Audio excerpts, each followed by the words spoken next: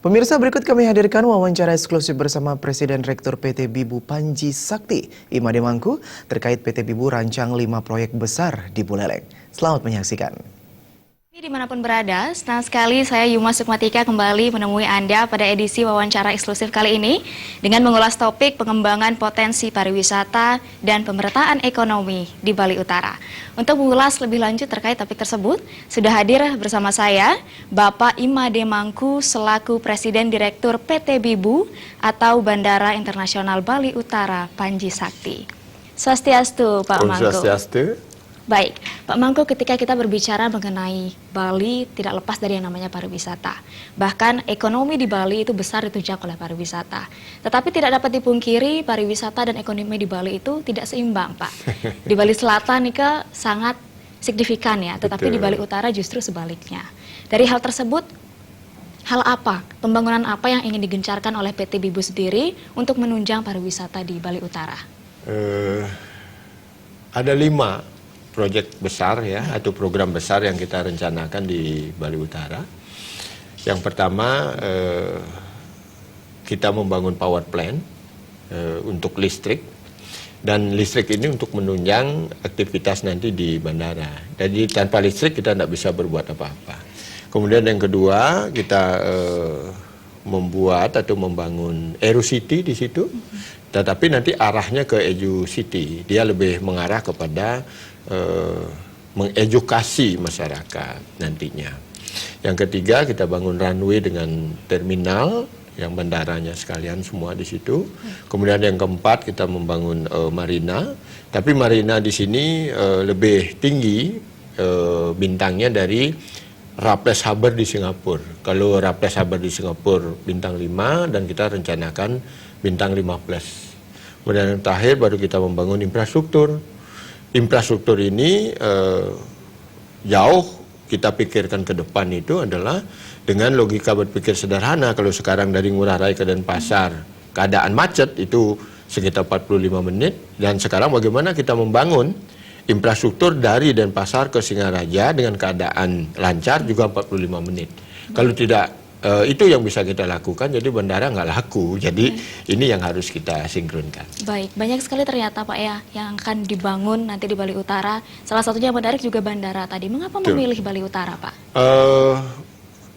Yang pertama kita memilih Bali Utara itu karena potensi Bali Utara itu juga cukup besar dibanding dengan Bali Selatan. Satu. Yang kedua, kita juga mau tidak mau ya, karena Bali ini kita harus berpikir holistik.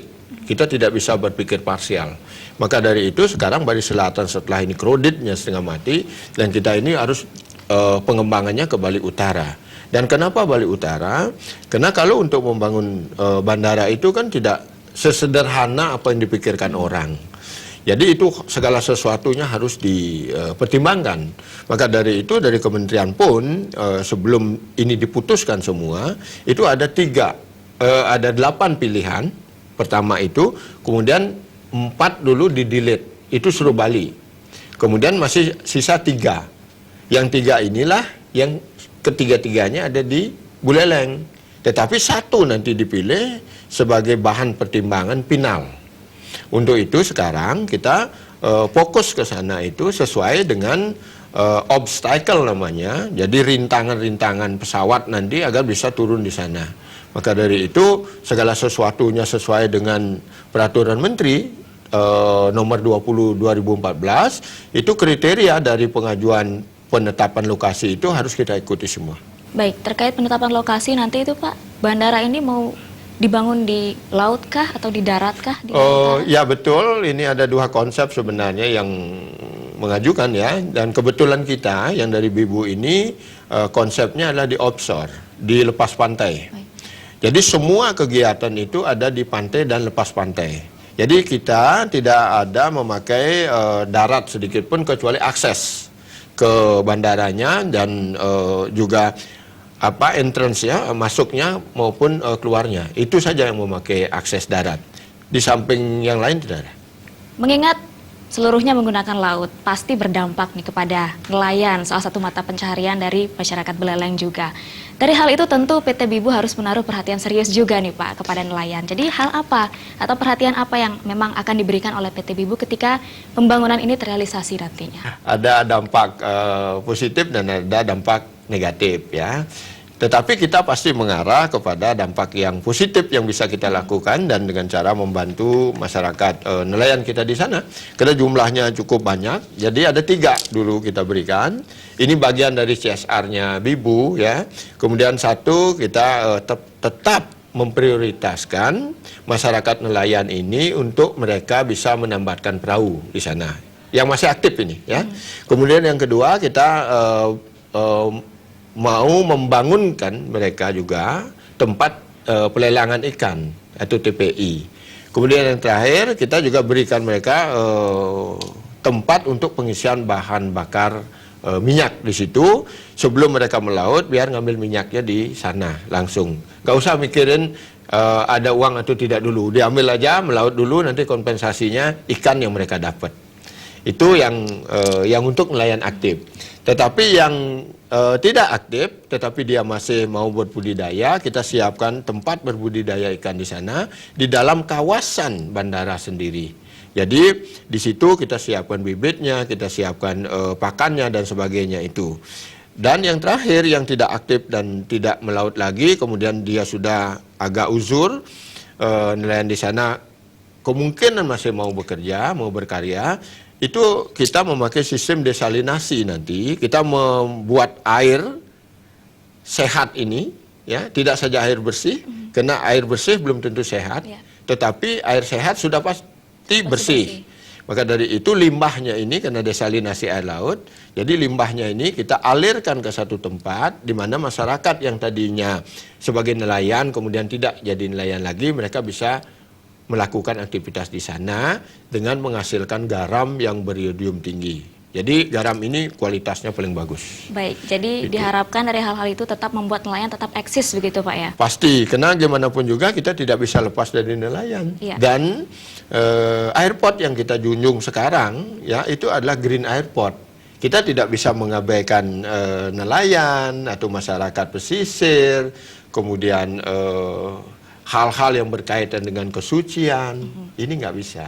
Karena kalau kita di mainland, ya di daratan itu, ini cukup luas ya. Di daerah yang kami coba analisis tempo hari, itu di luasan 600 hektar yang di atas itu ada 33 pura. Yang itu harus dipindah kalau bandara di atas. Kemudian ada 21 situs di situ. Kemudian ada pemukiman. Baik. Kemudian ada main street atau jalan utama. Itu nggak boleh dipindah. Jadi kalau sekarang kita paksakan di atas, ya risikonya jauh lebih tinggi. Baik, harus disesuaikan juga seperti itu ya. Nah, pembangunan seperti itu besar Pak. Dananya dari mana? Sudah siapkah dananya Pak? Betul, dan itu yang menjadi pertanyaan banyak kalangan ya, termasuk juga tokoh-tokoh masyarakat kita. Justru kita membangun atau sebelum kita siap, terus terang saja saya tidak berani muncul di media kalau tidak siap ya. Kebetulan sekarang sudah siap semuanya. Dana ini di pool atau dikumpulkan melalui KCNI namanya. KCNI itu singkatan dari Kinesis Capital and Investment. Jadi dari KCNI ini kemudian baru dia turun ke Bibu, karena Bibu ini adalah pemilik proyek. Itu. Jadi Bibu inilah nanti yang mengatur segala sesuatunya. Di mana Bibu ini kebetulan itu orientasinya internasional dan kebetulan orang lokal yang dipercaya oleh negara ya, negara Kanada ini untuk menghandle proyeknya di Indonesia. Ini kan sebenarnya satu keuntungan sebenarnya masyarakat kita ya, daripada orang lain yang duduk di sini. Ya artinya orang lain yang sama masuk itu adalah mungkin orang luar gitu ya. Jadi konten-konten lokal kita itu nggak bisa masuk semuanya. Dan untuk itulah kemudian kita di Bali ini dan saya sebagai perwakilan masyarakat Bali Indonesia ini harus mampu kita mengadopsi semua kepentingan yang khususnya ada di Bali ini dan konten-konten lokal ini yang kita harus masukkan dan mengkolaborasi antara kepentingan internasional ini dengan kepentingan kita di Bali. Baik. Itu Terakhir ya. Pak, sedikit lagi yang tadi, terus dananya sudah siap itu, kemudian dari nilai keseluruhan yang 5 program tadi itu memang cukup besar, tetapi asumsi yang sampai sekarang itu kisarannya sekitar 50 T, ya, dan sudah masuk sekarang ke kita di Indonesia ini untuk persiapan dari awal sampai memulai proyek semuanya ini sudah kita siapkan total dananya itu baru 250 juta euro. Baik. Ya. Besar sekali Pak ya dananya Pak. Ya cukup besar, Ya. tetapi disinilah kehati-hatian kita karena manajemen nanti yang kita terapkan itu adalah manajemen terbuka. Baik, terakhir Pak. Isu pembangunan bandara ini bisa dikatakan cukup lama sudah ada. Sebenarnya kapan akan dibangun bandaranya dan estimasi berapa tahun akan rampung? Kita merencanakan mudah-mudahan semua masih on schedule. Ya. Tanggal 28 Agustus ini kita akan laksanakan groundbreaking. Tetapi groundbreaking ini lebih banyak orientasinya kepada upacara adat kita di Bali. Karena kita ini membangun di laut, itu tidak bisa lepas dari upacara-upacara yang berkaitan dengan laut, berkaitan dengan air, berkaitan dengan pantai, berkaitan dengan penguasa di situ. Nah ini nanti akan lebih banyak orientasi kita di upacara ini, satu. Kemudian yang kedua, sebelum groundbreaking, karena kan banyak yang menanyakan, kok sosialisasinya enggak bagus banget gitu ya. Sebenarnya tidak. Sama seperti yang sekarang kita bicara di media, ini kan sebenarnya bagian dari sosialisasi. Yang paling penting kan pertanyaan ke masyarakat, mereka pernah dengar enggak? Gitu kan? Kalau pertanyaan itu muncul kemudian dia katakan saya pernah mendengar, berarti itu sudah bagian dari sosialisasi. Nah ini yang sangat penting ya kita lakukan. Untuk itu nanti groundbreaking ini, sebelum kita lakukan groundbreaking ini, kita akan mengumpulkan semua tokoh-tokoh kita di Buleleng, baik yang ada di nasional, kemudian ada di Bali, khususnya ini semua kita kumpulkan di dalam satu tempat, kemudian kita matur nuwun bahwa kita akan melakukan itu, agar semua masyarakat termasuk tokoh-tokoh ini mensupport kegiatan kita ini dan tidak ada hambatan kita di depan. Berapa tahun Pak kira-kira? Kalau asumsi kita sebenarnya kalau standarisasinya pekerjaan ini 15 tahun, tetapi kita tidak akan mau melakukan 15 tahun karena mengingat waktu dan umur kita udah seperti ini, dan saya juga kepingin melihat wujud dari apa yang kita rancang. Nah, mudah-mudahan semua ini bisa kita lebih taitkan waktunya ya. Saya asumsikan itu maksimal 8 tahun bandara itu sudah bisa di take off pesawat dan landing pesawat. Baiklah pemirsa Bali TV, demikian edisi wawancara eksklusif kali ini. Semoga bincang-bincang tadi dapat memberikan manfaat bagi kita semua, khususnya terkait dengan pemerataan pariwisata dan juga ekonomi di Bali Utara. Akhir kata, saya Yuma Sukmatika, terima kasih atas perhatian Anda dan salam Indonesia. Salam Indonesia.